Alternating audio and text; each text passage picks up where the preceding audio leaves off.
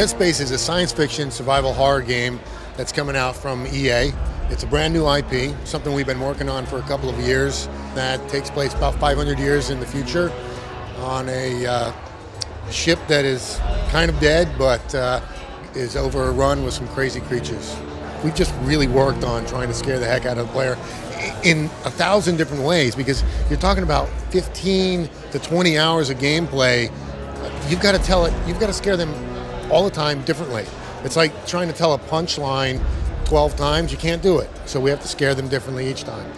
You've gone to the ship with a small crew and you got split up, but they are still there with you. You bump into them from time to time, but they're also on video logs, and that's another one of our innovations. Is we don't just have sort of audio logs and a picture of a guy coming up. We have is, real video will come up of them talking to you on the ship, and they're kind of holding the camera, and and that's how you communicate. It's a very cool new way of keeping you in the game. But yeah, you'll see people who are insane. You'll see people who are still okay, and of course the people that you came with. So you're not alone.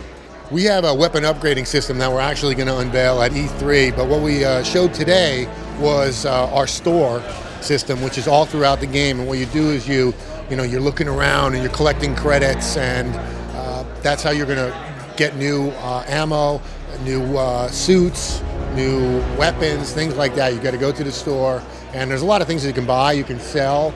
It's pretty cool. What you can do is use your stasis gun, which kind of slows down time. Stasis an enemy, stop him in time for a couple of seconds. Shoot off his arm with one, like the plasma gun.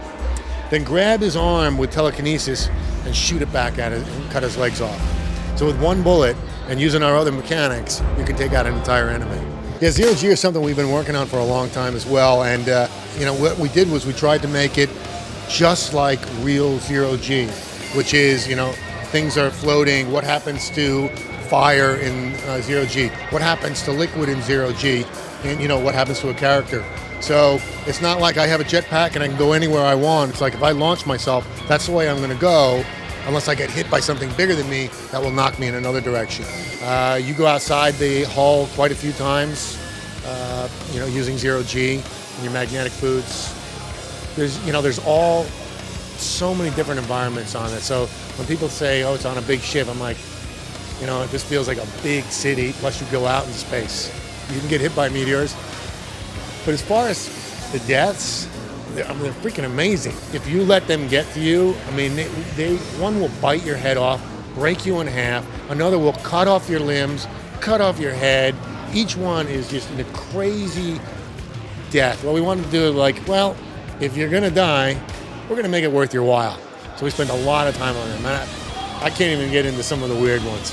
What you want to do when you're making something like this, this is a labor of love, it's passion, is you want to make something different. Because you don't want to be compared to Sunshine or to Alien or to Star Wars or Star Trek. You want to be part of, that group. Something that people say, wow, that's different.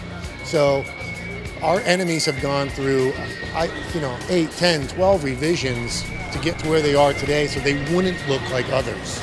And as soon as somebody said, oh, that looks like Alien, we would try and change it. Well, the game's coming out on Halloween, so everybody look forward to it. We want to be the big one on Halloween. It's perfect sci-fi horror on Halloween.